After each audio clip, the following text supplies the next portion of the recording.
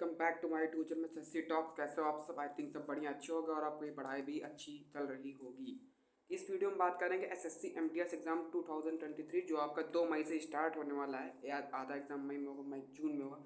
मुझे ये कंफर्म नहीं कि मई जून का सिस्टम क्या है, कि ये लोग मई में करा रहे हैं फिर जून में करा रहे हैं, कि पता नहीं कैसे, समझ नहीं आ रहा। लेकिन चलो ठीक है, जैसे भी करें अपन से क्या मतलब, एग्ज़ाम देने से मतलब एग्ज़ाम निकालने से मतलब होना चाहिए अपन को, ठीक है। बाकी उनकी समस्या वो जाने, ठीक है।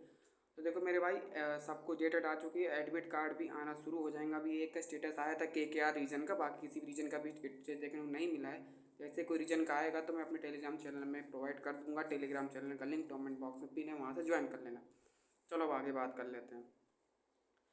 सबसे SSC MTS एग्ज़ाम कम से कम 55 लाख लोगों ने भरा है, तो भाई मेरे कम से कम यूनिक तो कुछ करना पड़ेगा जिससे ताकि आपका एग्ज़ाम अच्छे से क्रैक हो पाए। अब देखो मेरे भाई, 17 अप्रैल आज हो चुकी, ज़्यादा टाइम तुम्हारे पास नहीं है, ठीक है। मैं सच कह रहा हूँ, ज़्यादा टाइम मतलब टाइम बिल्कुल से नहीं है, ठीक है। अब मैं बताऊँ लड़के करेंगे क्या, मतलब कोई भी 10 दिन की स्ट्रेटेजी क्या होगी, 5 दिन में क्या करें, 2 दिन में क्या करें, क्या ना करें, वो यही सर्च करते हैं सबसे पहले, ठीक है।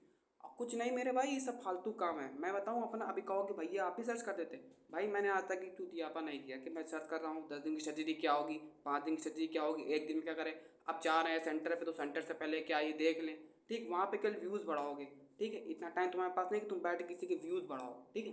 अपना उठाओ, जो नोट्स बनाओ अच्छे से रिवाइज करो। मॉक टेस्ट पर डे 2 लगाओ, एक फुल टेस्ट का लगाओ, एक प्रीवियस ईयर बेस्ड लगाओ, ठीक है। अब कहोगे प्रीवियस ईयर बेस्ड तो वही पुराने वाले हैं, तो वही लगाओ, ठीक है। 2020 का पेपर उठा के देख लेना। अगर मैथ्स में तुम्हारे, मैं सच कहता हूँ 25 में 16 नंबर 17 नंबर बन रहे हैं तो बहुत बन रहे हैं मेरे भाई, सच कहता हूँ, ठीक है। 25-16 तो बना लोगे, ऐसा नहीं, लेकिन बन रहे बहुत। पेपर उठा के देखना, टफ पेपर था, इसलिए मैं कह रहा हूँ पेपर टफ था। जब लगाओगे तो खुद समझ जाओगे, ठीक है। और कोशिश ये करो कि 5 साल की जीके जी से जितने स्टैटिक जी के क्वेश्चन है सब कवर करो विद एक्सप्लेनेशन। जितना एक्सप्लेनेशन उसका मिल रहा है। अब ये नहीं कि कोई क्वेश्चन मिला है तो उसका केवल ऑप्शन देख लिया, ये सही है, काम खत्म। कोई मतलब नहीं भाई मेरे, जब तक उन 3 ऑप्शन का एक्सप्लेनेशन नहीं देखोगे और उस आंसर का एक्सप्लेनेशन दोगे तब तक कोई मजा नहीं है, ठीक है। आज के जनरेशन बता रहा हूँ जैसे SSC करता है, ठीक है। मैं इसलिए कहता हूँ मेरे भाई, कोई भी अगर आ जाएगा जहाँ, अगर वहाँ तुमने पढ़ा है इसके बारे में तो कर दोगे, ठीक है। वरना फिर नहीं कर पाओगे, वहाँ बैठे रहोगे, ठीक है।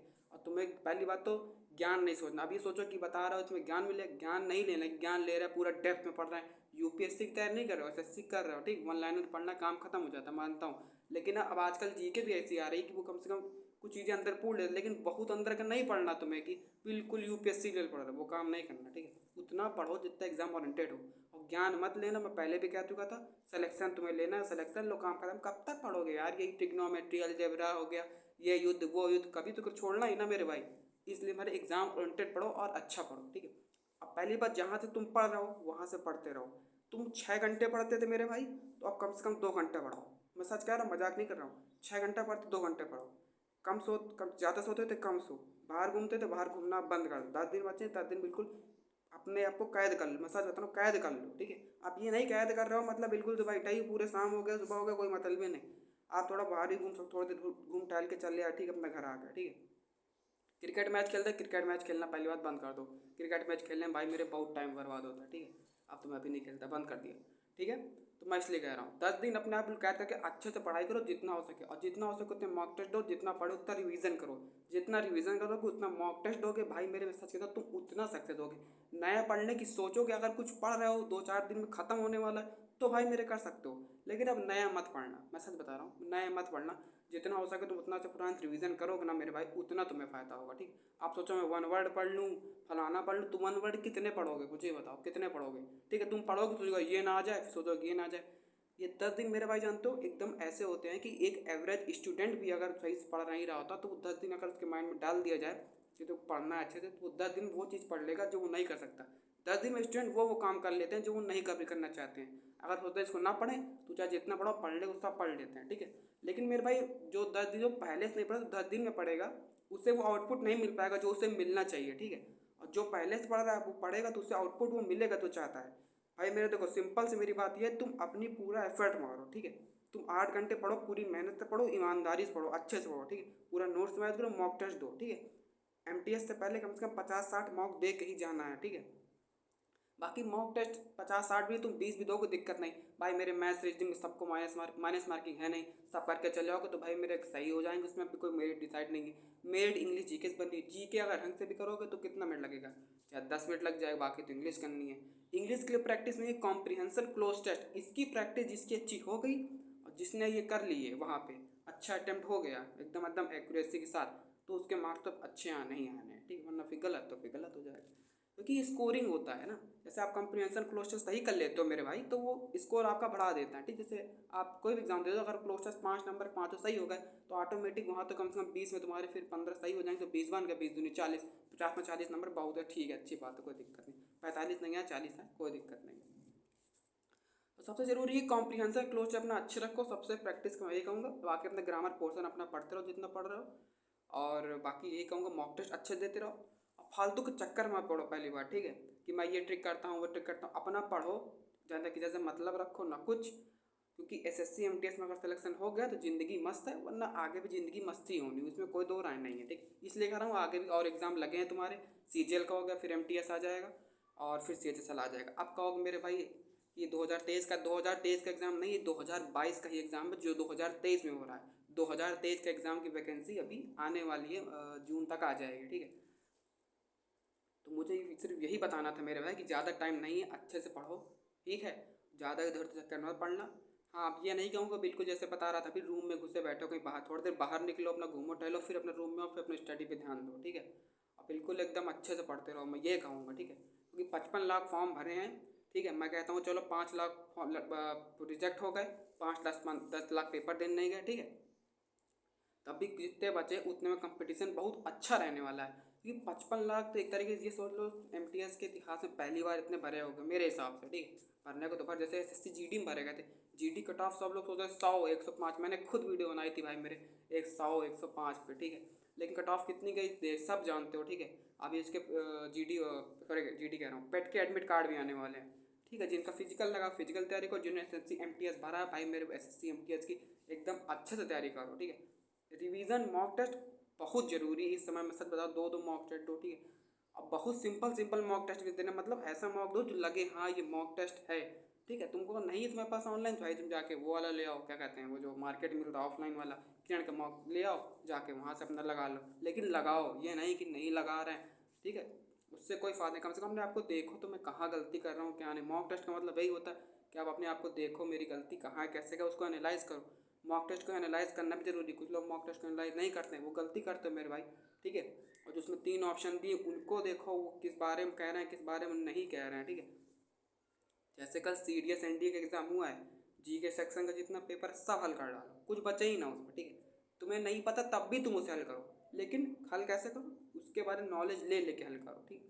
आप कहोगे भाई मेरे डेप्थ बहुत डेप्थ नहीं था, जैसे तमाम क्वेश्चन का लाया था सीडीएस पेपर देखा था मैंने, तो उसमें ज़रूरी जो तुम्हारे काम का नहीं उसको पढ़ना ही नहीं, ठीक। पहली बात तुम खुद समझ जाओगे मेरे काम का है कि नहीं है, ठीक है, खुद समझ जाओगे अपने में। तो कम से कम वो पेपर एक बार देख लेना कैसा क्या है, उसको भी हल कर लेना, फ़ायदा तुम्हें जरूर मिले, कुछ ना कुछ फ़ायदा मेरे भाई जरूर मिलेगा, ठीक है। ऐसा नहीं कि तुम्हें फ़ायदा नहीं मिलेगा। हाँ, उसमें इकोनॉमिक्स से क्वेश्चन भी तुम वो चाहो तो स्किप कर सकते हो, कोई दिक्कत नहीं, ठीक है। इकोनॉमिक्स नहीं पूछे, लेकिन पूछने का पूछ भी सकता है, कोई पैटर्न चेंज है तो मैं कुछ नहीं कह सकता। बाकी अपना स्टैटिक जीके जितना हो सके अच्छा कर लो मेरे, मतलब स्टैटिक जीके ऐसा कर लो कोई दिक्कत ही ना हो, ठीक है। अब मेरे भाई कुछ क्वेश्चन तो रहेंगे फिर नहीं बना पाओगे, अब 25 में सब बना लोगे तो फिर एग्जामिनर का मतलब क्या होगा। एग्जामिनर मतलब ये कि 3-4 क्वेश्चन जो ऐसे रखेगा ही जो किसी ने बने, वही मेरे भाई रैंक डिसाइड करते हैं, ठीक है। जैसे होता नहीं मैथ में सब 25 में 20-22 बना लेंगे, लेकिन जो 3 क्वेश्चन होते हैं जो बना लेगा वही रैंक डिसाइड करते हैं।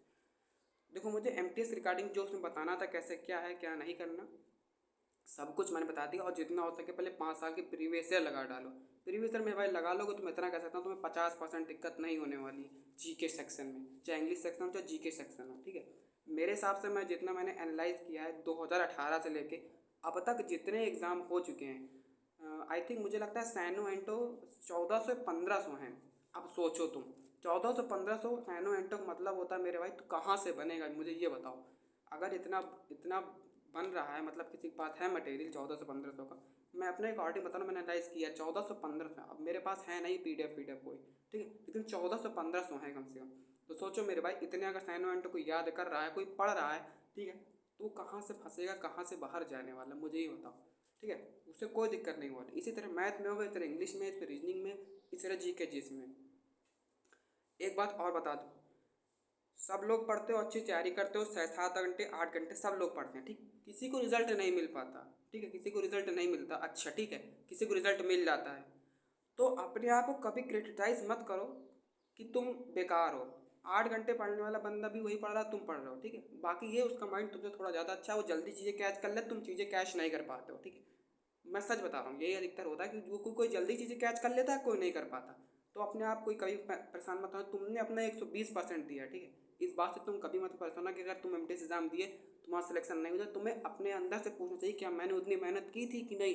अगर तुमने उतनी मेहनत की तो अपने आप तुम सेटिस्फाई हो, नहीं कि तुम सेटिस्फाई नहीं हो मेरे भाई।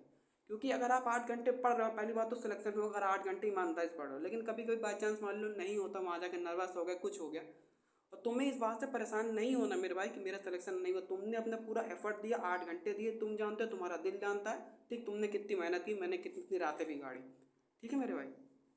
तो परेशान नहीं होना मेरे, हालांकि परेशान सब हो जाते हैं, मैं जितना कह लूँ, लेकिन हो ही जाते हैं, लेकिन ठीक है, कुछ लोग होते हैं अधिकतर, जैसे एक दो दोस्त हैं मेरे, उनका कर मेहनत की उन्होंने, अच्छे 7 8 घंटे पढ़ा, उनको लगता है 120% मेहनत में दिया है अपने एग्जाम के लिए, तो मुझे दिक्कत नहीं। जैसे विराट कोहली बताऊँ, विराट कोहली ज़्यादा कभी नहीं परेशान था, मैं उसकी स्टोरी पढ़ी थी, खुद उसने कहा था अगर मैं अपना कोई 120% दे रहा हूँ, अगर मैं कोई मैच में सेंचुरी नहीं बना पाता हूँ मेरे भाई, तो उसको मतलब कोई दिक्कत, अपने ऊपर से कोई होने की अपने आप क्रिटिसाइज कर रहा है, कोई कुछ, उससे कोई मतलब नहीं कि मैंने अपना 120% दिया, मैंने अपनी पूरी मेहनत की, नहीं हुआ तो कोई बात नहीं। तो इसलिए कह रहा हूँ परेशान मत होना, आगे तुम्हारे पास और भी मौके आएंगे, तुम्हें और भी अच्छा करना है, उससे तुम्हें सीख ये मिलेगी कि मैं एग्जाम में नर्वस हो गया था, मेरे साथ यही गलत हुआ, मेरे साथ ये हुआ, पहली बात हुआ। और सबसे ज़रूरी बात यह है कि एग्ज़ाम में पहले से बैठने से पहले माउस चेक कर लो, बाकी चीज़ चेक कर लो, सब चल रहा है कि नहीं चल रहा है। यार ये तो बात के बताऊँगा, मैंने बता दिया। देखो मुझे इस वीडियो में जितना बताना था मैंने बता दिया। अगर मेरी वीडियो अच्छी लगी, मेरी बातें तुम्हें अच्छी लगी, कुछ अगर तुम्हें सीखने को मिला हुआ हो तो ज़रूर बताना वीडियो कमेंट सेक्शन में, और वीडियो कैसी लगी ज़रूर बताना, और किसी कोई डाउट हो क्या कैसे हो तो मुझसे पूछ लेना। बाकी अगर चैनल पहली बार विजिट किया हो तो लाइक सब्सक्राइब शेयर कर ही देना, बाकी जैसी आपकी इच्छा।